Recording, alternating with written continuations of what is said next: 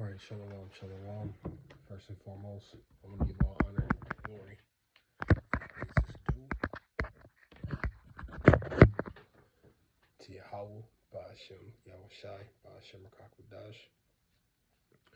Also want to give double honors to the elders and apostles of Great Millstone who's teaching this truth and sincerity, and also who rule well. Peace and salutation to the whole elect that scattered four corners of the earth, which you so-called Negroes, Latino, Hispanics, Native Americans, the true Israelites that's coming out, the elect nation of Israel, what the Lord is doing with no other nation. Okay, according to Psalms 147 in the last two verses. So I'm gonna make this quick and to the point.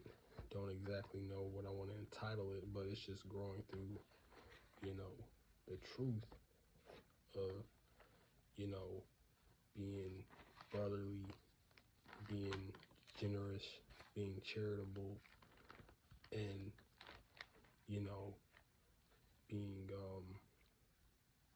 being sincerely humble. Okay. So a beautiful scripture that I learned from, I was watching a brother from Colorado, if I'm not mistaken, correct me. And it was a beautiful, very Yapa chapter to get into. Very short, but it was still, beautiful. All the scriptures say Yahweh is beautiful. So this is Psalms 33:1, and it reads, "Behold, how good and how pleasant is it for brethren to dwell together in unity." Okay? And when you are in unity, you come into 100% agreement with each other, where you actually feel like, man, it's not just a common belief, but it can get into emotional, a brotherly love, a brotherly connection. All right? And what does Hebrews the 13th chapter say? So we're going to grab that. And these are just, me laying back and then growing in the basics. You can never, sometimes when, you feel like you learned so much, then you repeat. And you can, when you get into the basics, you're getting into that foundation. But when you grow on those basics, you're expanding and making your foundation stronger.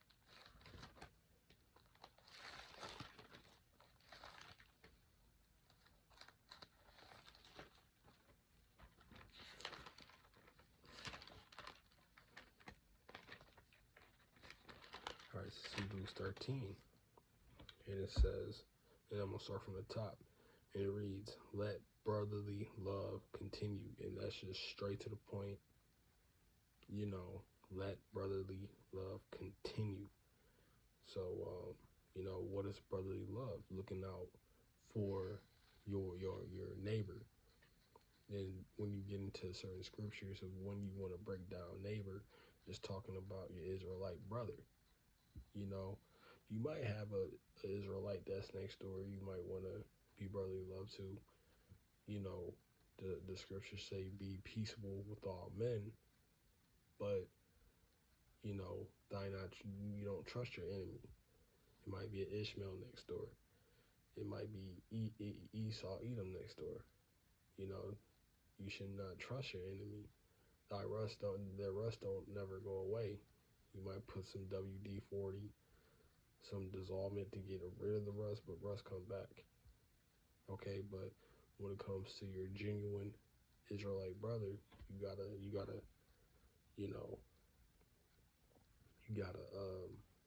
let that brotherly love continue. Not being envious, not making him feel unease, not making the next your brother feel like he had to watch over his shoulders. Build that trust within the relationship with that fellow Israelite. Okay.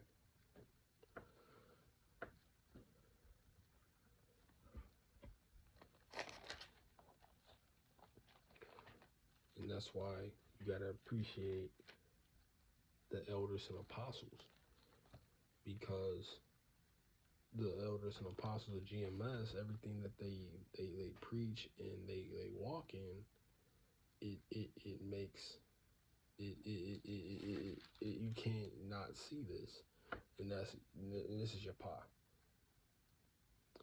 So I was just flip through a page, and one of my favorite scriptures when I was coming into the truth came up. It is 1 Timothy 5:17. And I was giving you an example of the sincere men, our elders and apostles, because they hearken and they do according to scriptures that they already studied to make themselves approved to teach the sheep. But nevertheless, this is the scripture. This is 1 Timothy 5:17. And it says, let the elders that rule well be counted worthy of double honors, especially they who labor in the word and the doctrine. Okay. So, and I'll be watching IUIC, Sakari, Wi-Fi, and I'm 100% sure when you get into a brother's video, they always give double honors to elders and apostles that rule well. We give them double honors because they're showing us the right way to move, and also to conduct yourself in the topic at hand was brotherly love, and it says they who labor in the word and doctrine, which they did. Looking at Elder Apostle Tahar, Elder Apostle Gabar, Elder Apostle Ramlab, Elder Apostle Rakai, and on down. They put their time, they labored, and they put work. They go hard in the paint, for this word. And, and like I was stating earlier, even the conduct of how you're supposed to treat one another. Your Israelite, your neighbor, your Israelite brother. Being charitable. We're supposed to give. We're of a giving spirit. We're a peaceful people. When we actually look back to the heritage that we've forgotten. All right. And like I said, this is the Lord's will. And I'm 100% to the best of my ability of me, explaining this lesson, brothers can agree, and if not, then they don't know the true gospel, because you're supposed to be like-minded. Okay. Let's get Philippians.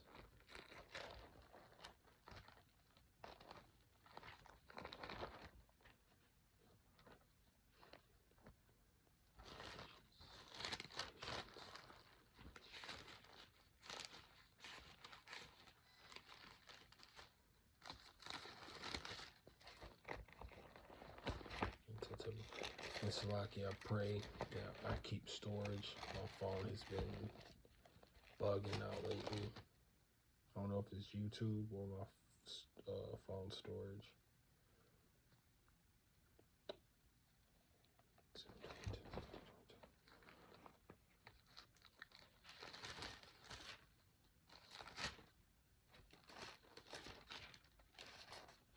All right, here we go. Philippians 2,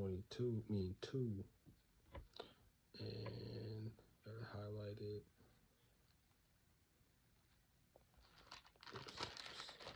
It's Ephesians.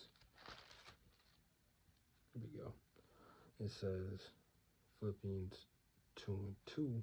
It says, fulfill ye my joy, that ye be like-minded, having the same love, being of one accord, of one mind. So that's when you see, brothers, and when we break down certain precepts, how we treat one another is supposed to be the exact same.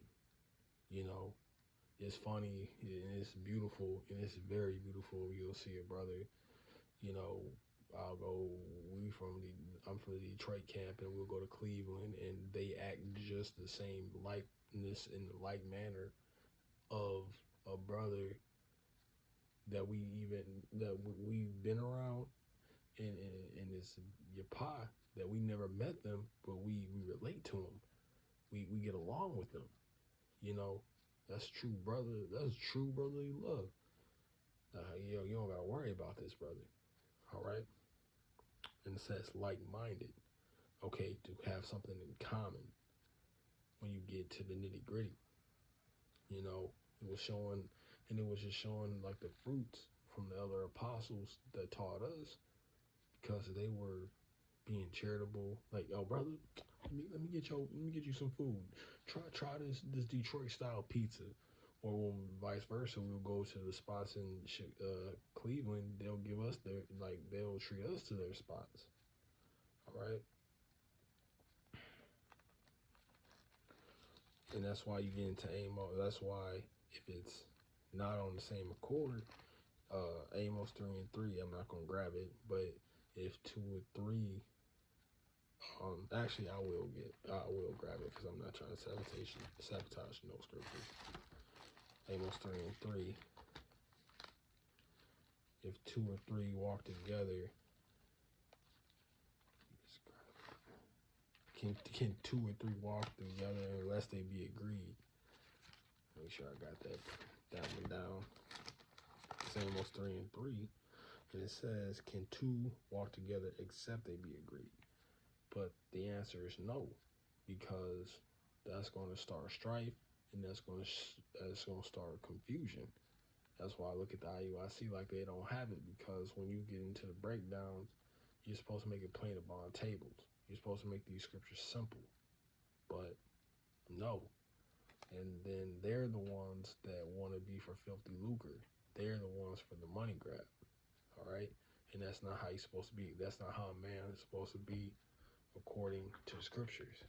So let's get into the Apocrypha, and I'll end it off with this scripture. This is Sirach 12, and we'll get to the point.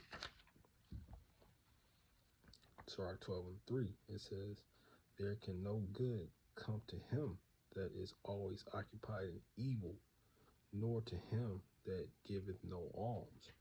So when you give alms, you're exercising charity, you know, and I believe that's when you get into the Webster's Dictionary definition.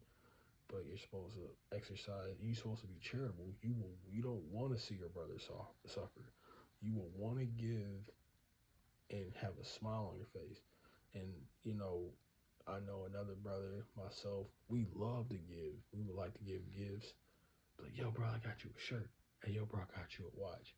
Hey, bro, I got you this bag, so on and so forth. And just seeing the expression to lighten that brother up, to make him feel good, it makes you feel good. But you're not supposed to be giving him something and have Roth continence on your face.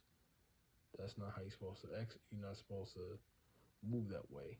That shows it's not genuine and it's not sincere. All right? So, let the brotherly love continue, but also in sincerity to grow.